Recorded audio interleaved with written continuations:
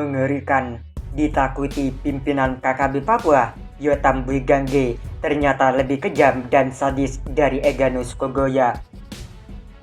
Yotam Buigange dikabarkan menjadi sosok yang paling ditakuti pimpinan kelompok kriminal bersenjata KKB di wilayah Kabupaten Duga, Papua Pegunungan, Egyanus Kogoya. Ketakutan Egyanus Kogoya terhadap sosok Yotam Buigange dikarenakan Yotam Buigange dikenal sebagai sosok yang kejam dan tidak memiliki kemanusiaan. Karena Yotam beberapa kali telah melakukan pembunuhan. Dikutip dari berbagai sumber, Yotam Buigange adalah prajurit TNI yang dipecat pada tahun 2022. Pemecatan Yotam dari Kesatuan Batalion Infanteri 756-MWS di Kompisi Senggi, Kabupaten Pirom, lantaran melakukan desersi.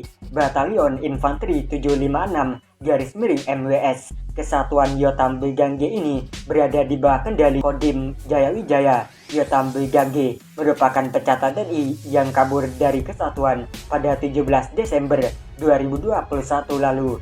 Desersi yang dilakukan Yotam Buigange yakni dengan cara kabur ke kampung halaman di Kabupaten Duga, Papua Pegunungan.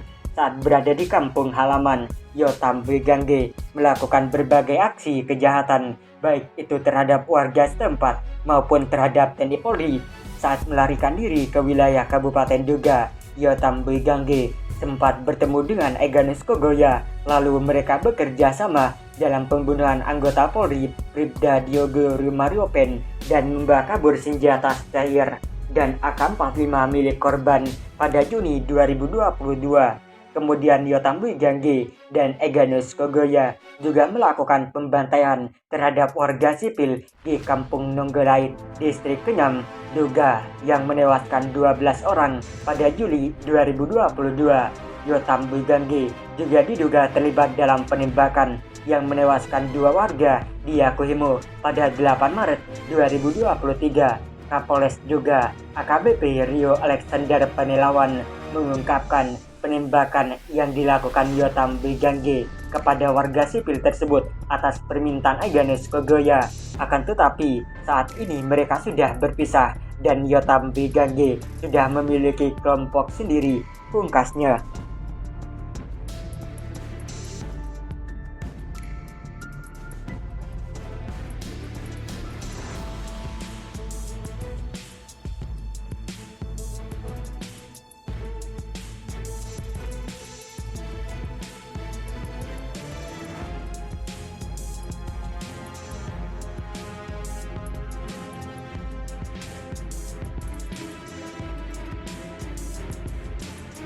Serdadu KKB gemetaran, takut perang terbuka.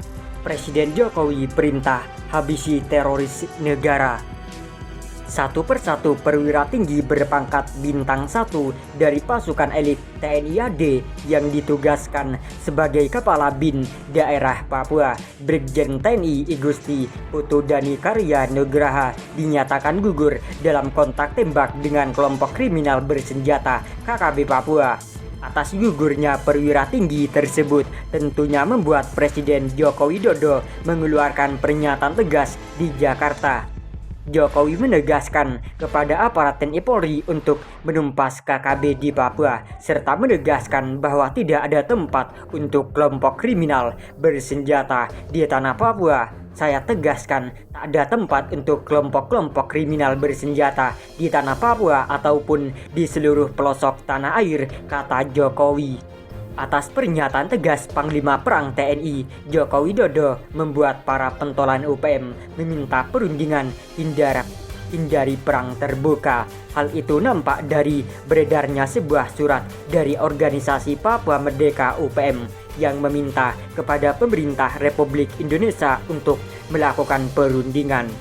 Surat ditandatangani oleh Ketua Umum Jeffrey Bomanak selaku penanggung jawab politik organisasi Papua Merdeka Tentara Pembebasan Nasional Papua Barat UPM TPNPB.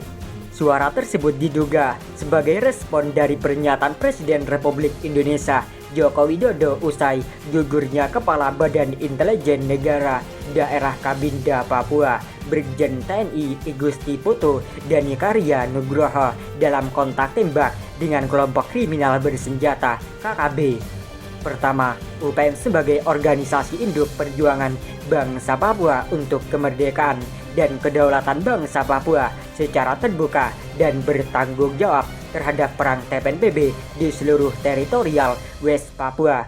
Kedua, konflik bersenjata antara TPNPB UPM melawan TNI Polri hanya dapat diselesaikan melalui perundingan yang bermartabat dan demokratik berdasarkan ketentuan dan aturan internasional oleh kedua aktor utama UPM dan NKRI. Maka itu Presiden RI dan Ketua DPR RI tidak boleh instruksikan TNI Polri melakukan operasi militer di West Papua. Hal tersebut merupakan pelanggaran konstitusi dan pelanggaran HAM berat oleh NKRI bagi bangsa Papua.